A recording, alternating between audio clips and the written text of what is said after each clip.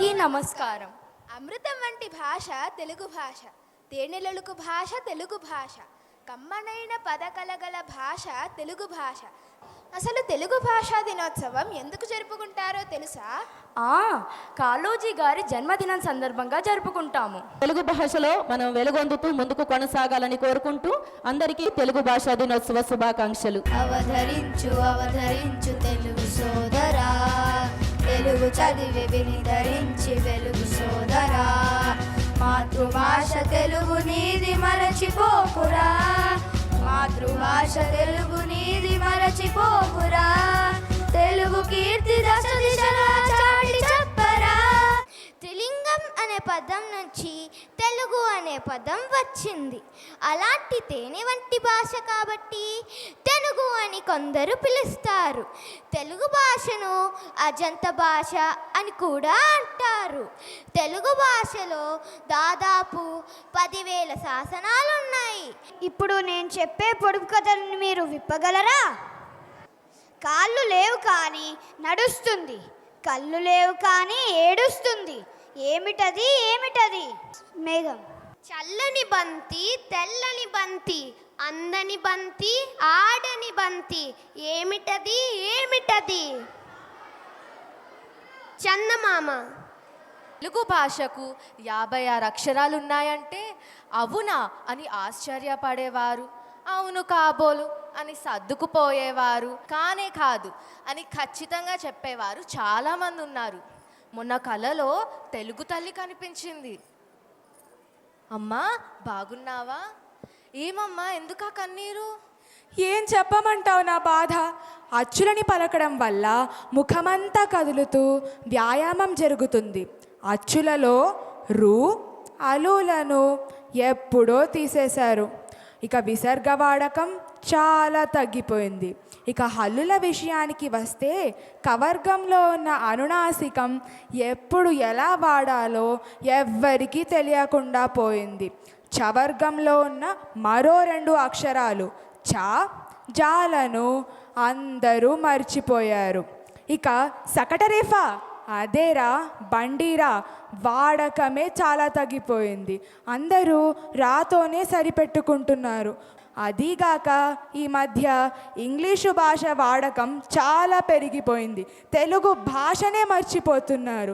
ఇలా నా శరీరంలో నుండి ఒక్కొక్క భాగాన్ని తొలగిస్తూ పూర్తిగా నా ఉనికినే మర్చిపోవడం న్యాయమా చెప్పు? చూసారా తెలుగు తల్లి ఎంతగా బాధపడుతోందో? తెలుగు తల్లి బాధను మనం తొలగించాలి.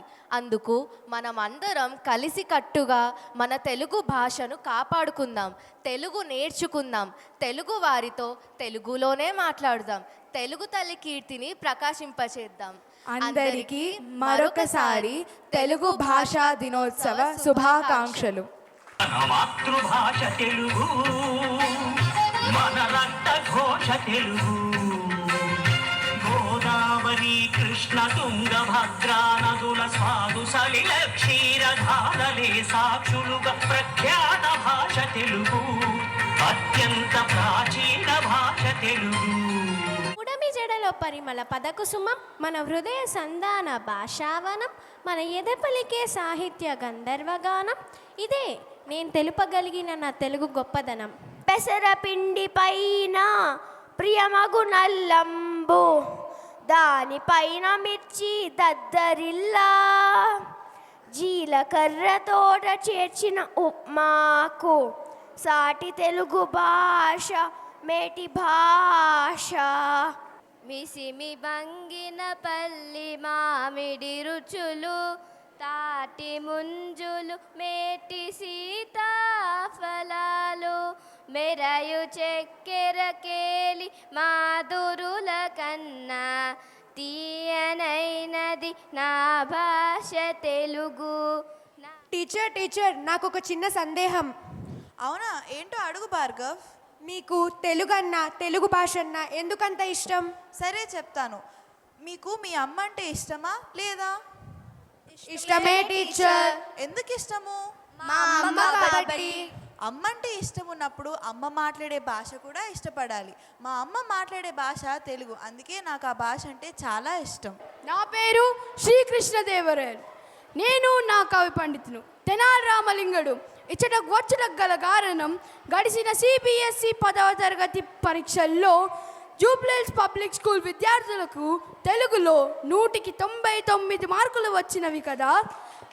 అందుకు ఈ స్కూల్ యాజమాన్యానికి, తెలుగు అధ్యాపకులకు తెలుగు మాతృభాషా దినోత్సవం సందర్భంగా అభినందనలు తెలుపుటకు వచ్చితిమి. తోక మేకకు తోక, మేక తోక, మేక మేక తోక. బలా రామకృష్ణ బల. కృతజ్ఞతలు ప్రభు. ఆనాటి భువన విజయాన్ని గుర్తు చేస్తేవయ్యా. మిత్రమా గిడుగు, ముందు ఈ పిల్లలకుండే సందేహాన్ని తీర్చవయ్యా. చెప్పండి పిల్లలు. పంతులు గారు, ఈరోజు మనం తెలుగు మాతృభాషా దినోత్సవం ఎందుకు జరుపుకుంటాం?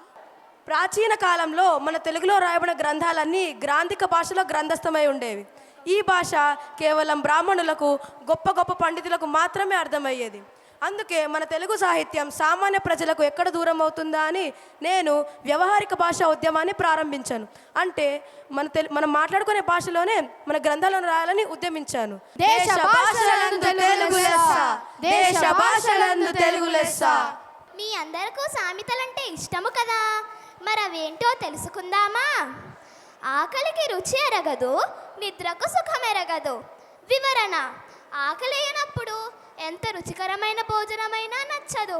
నిద్ర రానప్పుడు ఎంతటి పట్టుపరుపులైనా ఉపయోగం ఉండదు. ఆకాశానికి నిచ్చెన వేసినట్లు వివరణ: పగటి కలలు కనడం అసాధ్యమైన వాటి కోసం ప్రయత్నం చేయడం గురించే ఈ సామెతను ఉపయోగిస్తారు. సామెత: ఏ ఎండకు ఆ గొడుగు పట్టుట.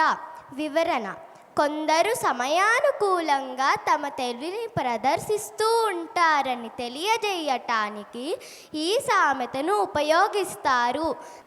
నాదస్వరముల కులుకులాలల నాగావళి నా తెలుగు అమృత మదనమున అవతరించిన శ్రీ కూర్మం నా తెలుగు సరస కవిత వినసుముకులైన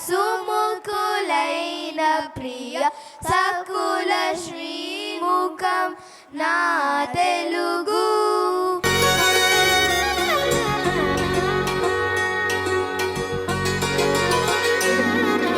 తేనె కన్నా తీయనైన మాట తెలుగే, వీణ కన్నా వినసొంపైన పాట తెలుగే.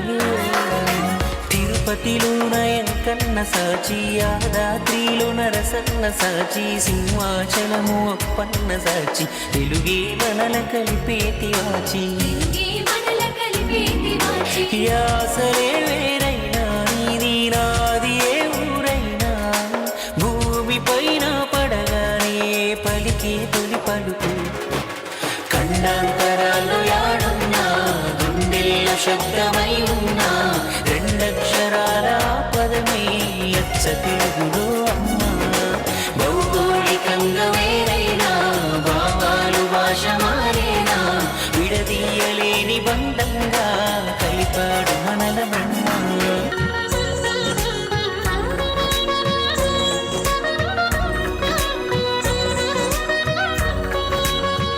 రేకులరస పూర్ణాలు బొబ్బట్లు, కాకినాడ కాజ కజ్జకాయ, బాదుషాలు జాంగ్రి పాయసమ్ముల కన్నా తీయనైన భాష మన తెలుగు భాష. కాబట్టి సిపి బ్రౌన్ తెలుగు భాషను నేర్చుకున్నాడు, తెలుగు భాషని గొప్పతనాన్ని తెలుసుకున్నాడు, వేమన పద్యాలన్నీ ఆయన సంస్కరించాడు. కాబట్టి మనం ఒకటే అనుకోవాలి, నా తెలుగు భాష నేను మాట్లాడతాను, అవసరం వచ్చినప్పుడే ఇతర భాషలు మాట్లాడతాను, లేకపోతే నేను మాట్లాడను అని చెప్పి ప్రతి ఒక్కళ్ళు ప్రతిబింబిస్తేనే మన తెలుగు భాష అన్నది అంతరించిపోకుండా ఉంటుంది. ఓకే.